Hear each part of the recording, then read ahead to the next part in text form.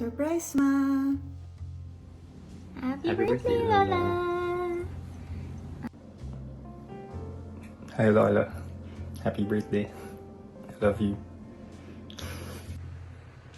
Hi Lola, happy 83rd birthday. Favorite Lola, happy birthday. Happy birthday to you. Happy birthday to you. Happy birthday, happy birthday, happy birthday to you. Hi Lola, happy birthday! Love you! Yeah. Tommy, look. Ayan! Happy birthday! Happy birthday, Lola! Yeah. Hi, Tito Mel. This is DJ and Henry from Ottawa, Canada. Wanted to greet you happy birthday. You're not feeling very well, but celebrate anyway, whichever way you can. And I'm hoping that you're gonna feel better soon. You're the first in my name in my prayers every night to Padre Pio. So I hope you start to feel better. Lola, happy birthday! Oh.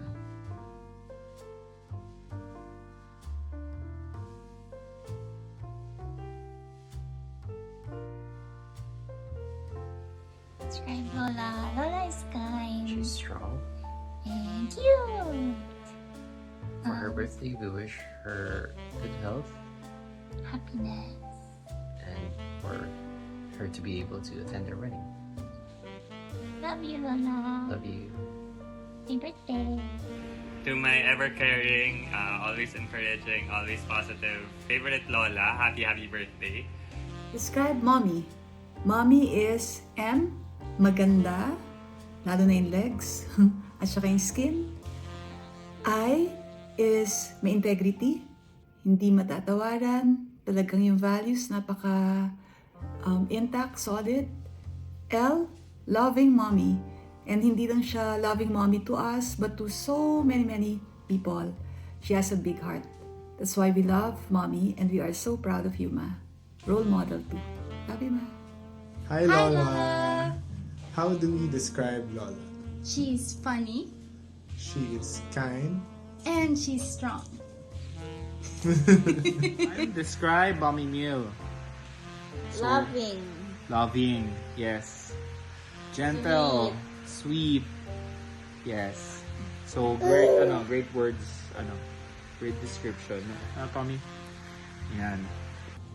How do I describe you?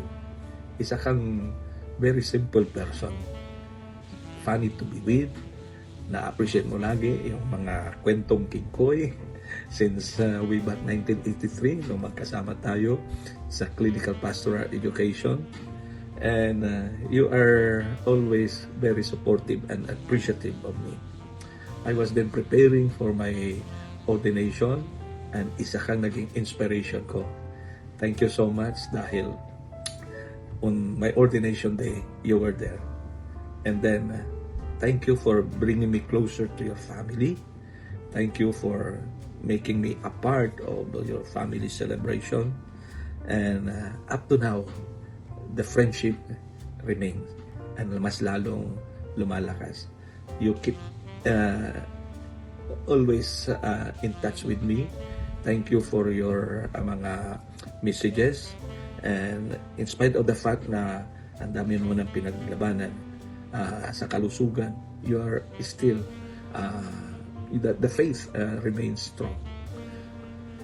Mel is very loving and caring, a friend for me, and also a sister for me.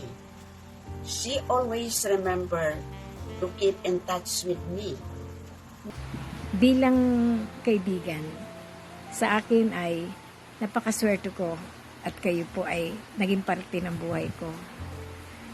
During our ME days, at kahit po hanggang ngayon, every day you are in my prayers, and every day na nararamdaman ko po na ako din naman po ay included din sa inyong mga panalangin sa mga kaibigan dahil napakabait mo. Sa sobrang bait mo, ate, alam ko marami kang natulungan, marami kang napasaya, at marami ka ding mga kamag-anakan na nagmamahal sa'yo. Hindi lang yon, mga kaibigan mo pa. How I wish na makadalo po ako muli sa inyo at magkakwentuhan po tayo tulad nung minsan kami napunta riyan. Chichempo po tayo atin yun pagka pwede po ako makapaglambing sa aking mga anak na magpunta po kami muli sa inyo para madalo namin kayo.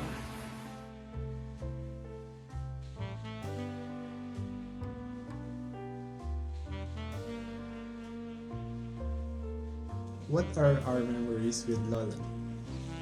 We visited Lola before our wedding, and she told us stories about her marriage with Lola Tony, and she also gave us some advice for our marriage. So it was also that time that she welcomed Pao to the family. One memory I have of you is when I was a kid, ay tinulungan mo ako palagi sa homework, and madalas actually dun sa homework na yun, yung nagugupit-gupit ng mga dyaryo, collage, no? And naalala ko, I discovered Puerto Princesa, Palawan because of you, because of that homework that we did together. And I think ever since then, parang I had that curiosity about the outside world, no? And siguro which inspired me to like traveling as I do now, no? So I think you were a big influence in that way and in many ways to me. No? Most memorable time with Lola Mew. When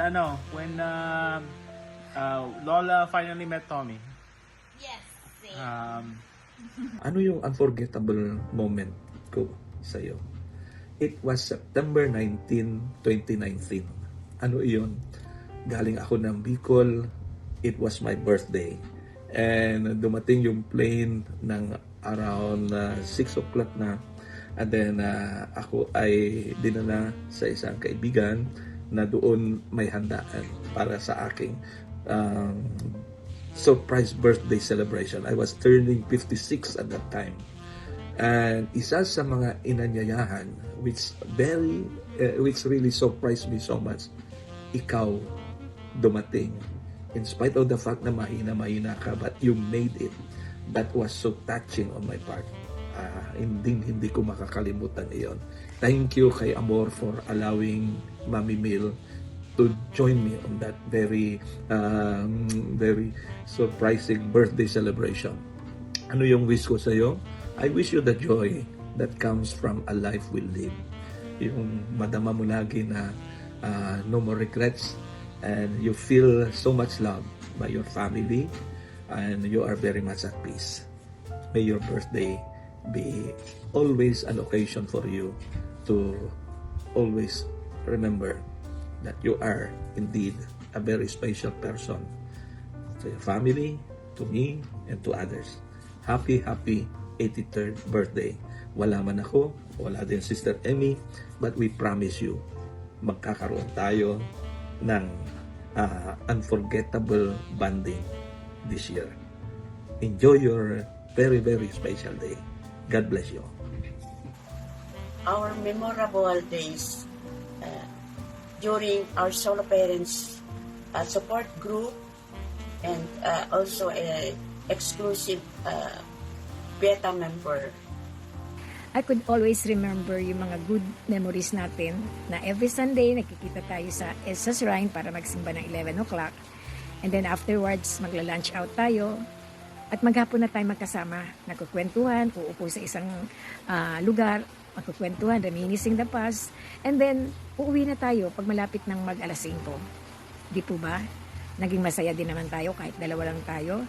Sumali pa nga tayo ng isang silent retreat dahil nabasa natin sa EDSA Shrine na silent retreat sa Tagaytay. So we went there and we experienced how it is to stay in silence, talking to God. And then, walang usapan kahit tayong dalawa, walang usapan, kahit sa kainan, hindi tayo pwede mag-usap. Hanggang sa pag-uwi lamang. Pero it was a fond memory, teaching me how to be in silence, to listen to the Word of God, to listen to His wisdom, and to feel the grace of being a daughter of God. Hindi ko makakalimutan lahat ng sacrifices mo, Ma, sa pagpapalaki sa amin, kung paano mo kami pinadala, kayo ni Papa, to very good schools, how much you sacrificed just so we can get good education. So we owe this to you, Ma. And hindi ko rin makakalimutan lahat ng mga tawanan natin. Kapag mahaba masyado yung dasal ko, kapag may sakit kayo, sabi nyo, tama na, lalagpas na kayo, lagpas-lagpas na ng langit.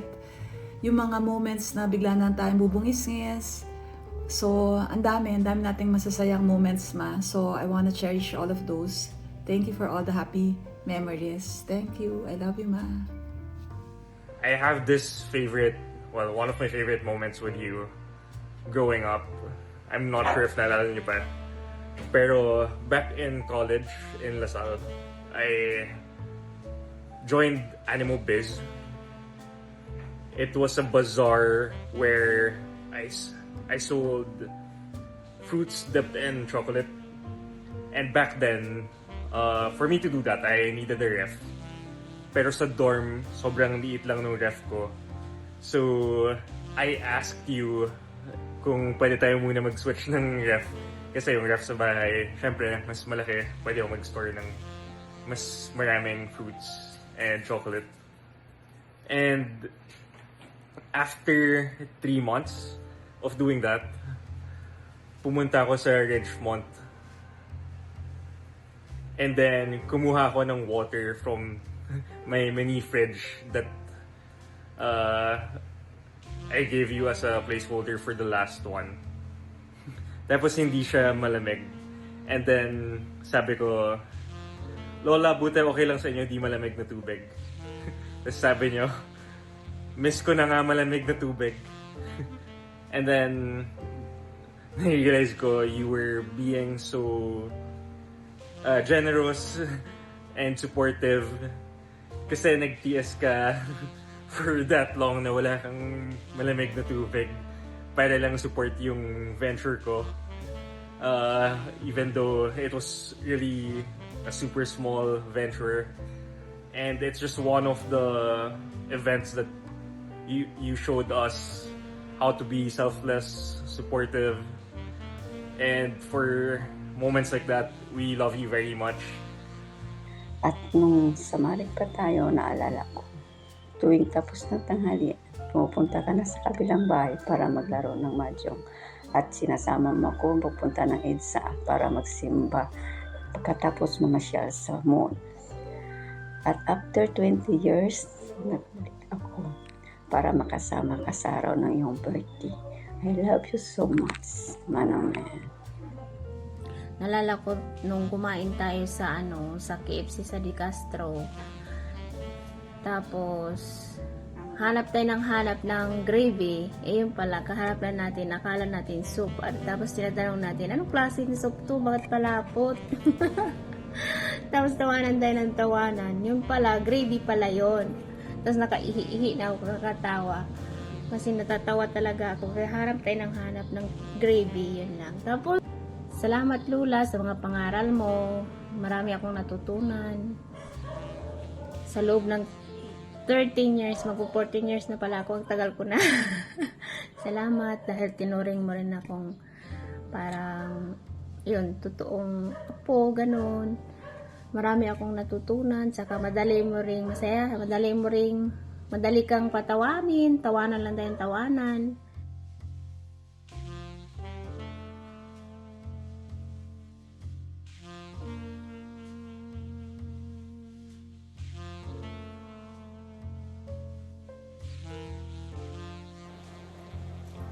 Well, we hope to see you soon. Next time we're back in the Philippines. I haven't met you, but hopefully on that time that we go back, we will finally meet each other. This is Henry. This is my Henry. We just celebrated our 50th wedding anniversary. And he knows about you. I've talked to him about you so many times. And when you meet each other, then it's like you've met each other a long time ago. Okay. Bye. Hmm? Bye. Oh, okay. So I'd say goodbye now, and hopefully you enjoyed this short video. Okay. Bye. Bye bye. What is our wish for Lola?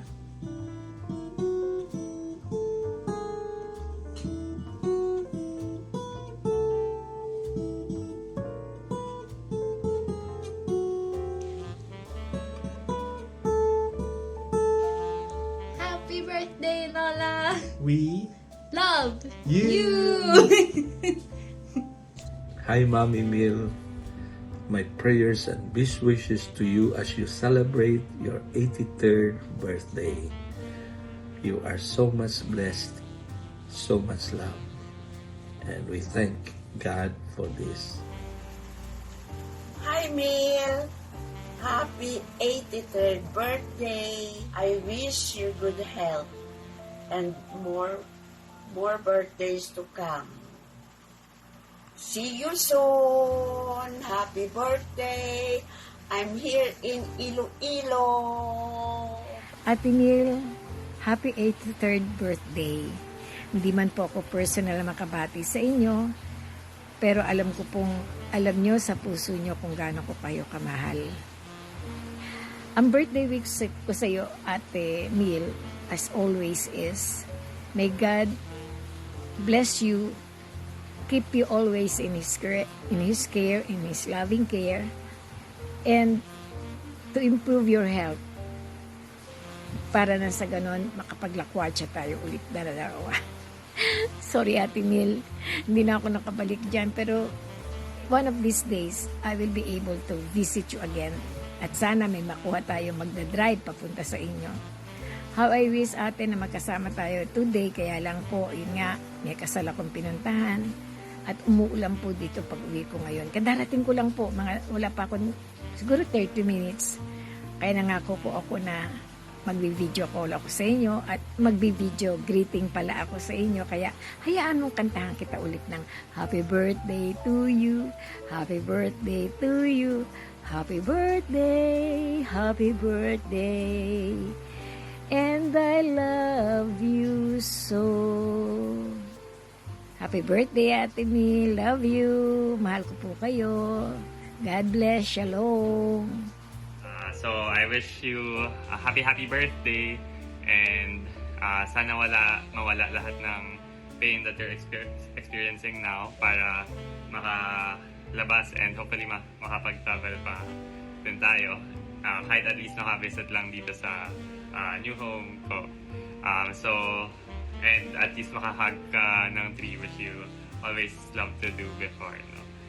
So yun, God bless, Lola. Praying for you. Happy birthday. See you soon. Ma, on your 83rd birthday, you are so blessed. God has given you a wonderful, long life. And sabi nila, kapag raw nakarating ng 80 years old, na buo pa yung mind, nakaka-recall pa, and nakakapag-isip pa, it is one of God's biggest blessings. So you are so blessed, Ma. And ang wish ko lang po on your 83rd birthday, na you continue to fight for us, continue to live for us, and continue to laugh for us. But more than for us, para sa sarili nyo, Ma, because you deserve a very happy life, Ma. Pasensya na kayo kung kuminsan matitigas yung ulo namin, ako. Pero know that we love you very much, Ma. Happy 83rd birthday! I love you, Ma. Happy birthday to you. Happy birthday to you. Happy birthday, happy birthday. Happy birthday, Mommy. You're a miracle woman, Ma. Keep the faith. We love you. Hi, Auntie. Happy birthday. Miss you na po. Sana magpalakas kayo para pag nagkita tayo, tawanan, kantahan, tsaka ano pa ba? Kwentuhan ng mga happy memories. See you soon po. Happy birthday uli. Happy birthday, tita. Love you todo. Alam mo yan. Sayang. Wala ko dyan to blow the candle with you.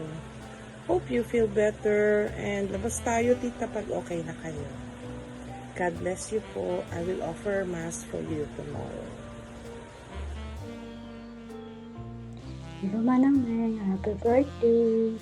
Wish ko lang na marami ka pang birthday darating sa buhay at bigyan ka ng maayong kalusugan. Yan lang. I wish for you a good health and more happiness. Stay positive. Magaling ka po, Lola. At sana makalakad na tayo dito sa sa garden sa labas. Yan lang. Happy birthday. I love you. Mwah. Enjoy. Happy birthday, Lola. I wish for you good health and happiness. I love you, Lola. Hi Lola, happy birthday po. We miss you.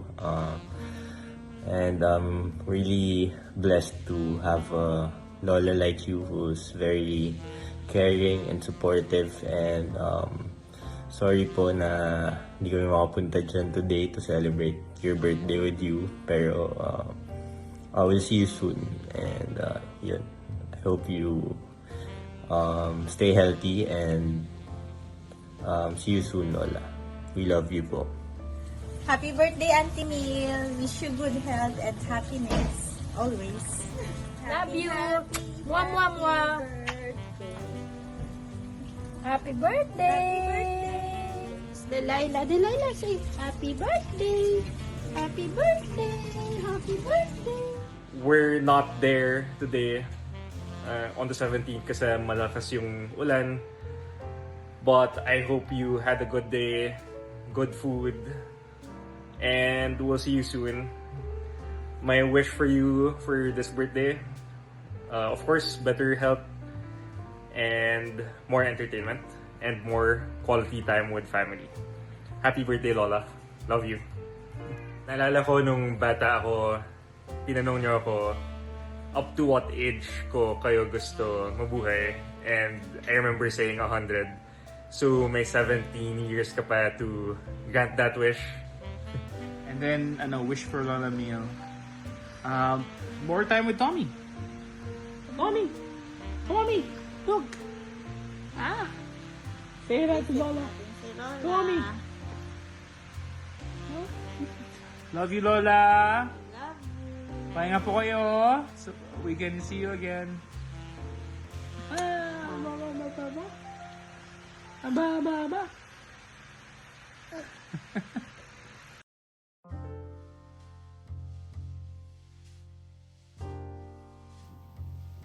Ano yung mga constants sa buhay ni Mommy ngayon these days?